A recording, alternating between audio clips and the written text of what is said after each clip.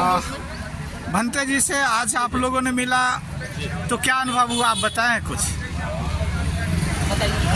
हम लोग आज यहाँ जिला का जो सेंट्रल जेल है बिहार की गया, हम यहाँ पर हैं और हम अभी भंते विनाचार्य से मिलकर आए हैं। और विनाचार्य जी ने बोला है कि भाई वहाँ पे जो लोग हैं जो एकत्रित रहें और वहाँ पे जो लोग हैं जो बुद्ध के प्रति समर्पित हैं, बाबा साहब भीमराव अम्बेडकर जी के प्रति समर्पित हैं, वो कहीं ना कहीं जो धर्म को बचाने की लड़ाई है वो चलती रहनी चाहिए। क्योंकि अगर आपकी धर्म और संस्कृति नहीं है तो आपका कुछ भी नहीं है। तो वैचारिक जो क्रांति जो भंते जी ने जगाई है, भंते जी बहुत ही मतलब दुखी नहीं है, वो खुश हैं। और भंते जी कह रहे हैं कि मैं धर्म की लड़ाई लड़ रहा हूँ और मैं जो समाज की लड़ाई लड़ रहा हूँ, समाज को इकट्ठा करने का काम कर रहा हूँ। हम लोग वहाँ मिल करके आए हैं और उन्होंने ये आदेश दिया है कि जैसा भी नेतृत्व होगा, दिल्ली में जो कमेटी बन रही है, दिल्ली से जो नेतृत्व होगा, दिल्ली में कमेटी बन रही है, जो देश का नेतृत्व वहाँ से चलेगा, मैं सब लोगों के साथ हूँ। और जैसा सब लोग कहेंगे, जो कमेटी कहेगी, हम उसका निर्वहन करेंगे। सब लोग मिल करके आगे हम लोग काम करेंगे। भंते जी की दिनचर्या ठीक है, उन्होंने बताया कि मैं फ़िलहाल स्वस्थ हूँ, ठीक हूँ।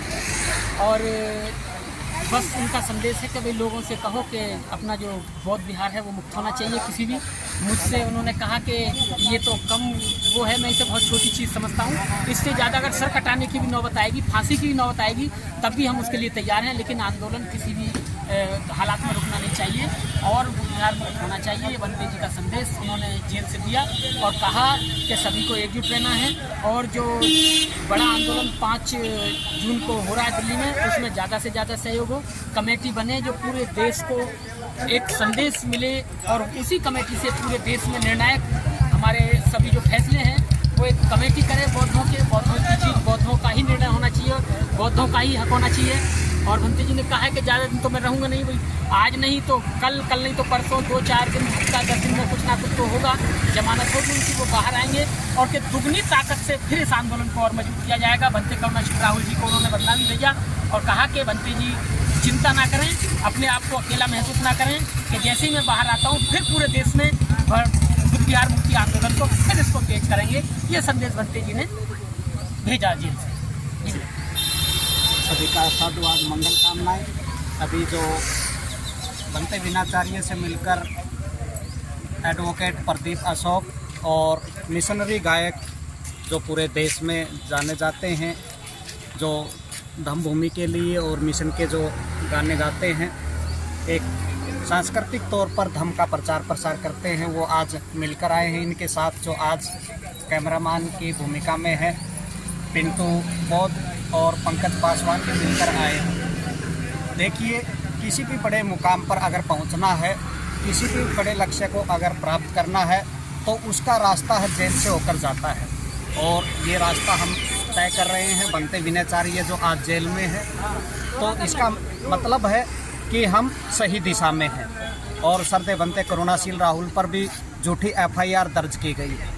ये हमें समझना होगा कि लगातार एक के बाद एक FIR दर्ज हो रही है, वो कौन कर रहा है, किसका ये षड्यंत्र है, किसकी साजिश है। क्योंकि जो धरना को संचालित कर रहे हैं उनकी तरफ से और पुलिस प्रशासन की तरफ से, दोनों की तरफ से ये लगातार मुकदमे दर्ज किए गए हैं और जिसकी वजह से आज भंते विनाचार्य जेल में है। तो ये पूरे देश के बौद्धों को, पूरी दुनिया के बौद्धों को ये समझना होगा। अभी तक जो आंदोलन के नाम पर जो नौटंकी चल रही थी, किसी भी प्रकार की सुविधा जो उपासक और उपासिकाएं हैं, जो बौद्ध भिक्षु यहाँ बैठे थे, उनको मुहैया नहीं करवाई गई। और एक कमेटी होनी चाहिए जो किसी भी आंदोलन के लिए ज़रूरी है, जिसके लिए सरदे भंते विनाचार्य, सरदे भंते करुणाशील राहुल ने लगातार प्रयास किया, इस आंदोलन को गति देने का काम किया। लेकिन उन्हीं को रास्ते से हटाने के लिए ये साजिश रची गई और इस आंदोलन को है कमज़ोर करने का, या कहें कि ख़त्म करने का काम किया गया है। कि किसी मोनेस्ट्री में, किसी मकान में या किसी के बेडरूम में है, ये आंदोलन नहीं चलते। ये देश के बौद्धों का और दुनिया के बौद्धों के श्रद्धा और आस्था का केंद्र है। ये जो हम किसान आंदोलन जो हमने पीछे देखा, कितना बड़ा आंदोलन था और कितनी बड़ी कमेटियां थी उसके अंदर, ये उससे भी बड़ा आंदोलन है। और इस आंदोलन में कोई कमेटी नहीं है, कोई योजना नहीं है, कोई प्लानिंग नहीं है। केवल एक व्यक्ति पूरे देश को भ्रमित करके इस आंदोलन को कमज़ोर करने का लगातार काम किया और उसी का नतीजा है कि 10 तारीख को ही ये आंदोलन है उसने स्थगित कर दिया गया। इस आंदोलन को बेच दिया गया। पूरा पंडाल जिससे एक आस्था पूरे देश और दुनिया के बौद्धों को बंधी हुई थी कि ये महाबोधि महाविहार मुक्त होगा, उसको उखाड़ लिया गया और पूरे आंदोलन को ख़त्म कर दिया गया। एक आदमी की बात आपने किया, डायरेक्ट बता सकते हैं क्या बनते हैं? हाँ, वो लामा एंड कंपनी है, इसको बताने में कोई गुरेज नहीं है। तो इसलिए अब इस आंदोलन को पूरे देश में एक केंद्रीय कमेटी बनेगी जो 5 तारीख को प्रोटेस्ट के बाद 6 और 7 को होगा। फिर ये कमेटी है, ये दिशा और दशा तय करेगी कि ये आंदोलन कैसे हो, इसका स्वरूप कैसा हो। इसमें हम तन मन धन से सरदे भिक्षु डॉक्टर करुणाशील राहुल के सानिध्य में बनते विनयाचार्य के साथ मिलकर धम्मभूमि की टीम जो लगातार अब तक इस आंदोलन को गति देने का काम कर रही थी, मजबूत करने का काम कर रही थी, आगे भी जब तक पीटी एक्ट खत्म नहीं होता हमारी जो भागीदारी है सरदे भिक्षु डॉक्टर करुणाशील राहुल के सानिध्य में लगातार बनी रहेगी और ये महाबोधि महाविहार मुक्त होकर रहेगा।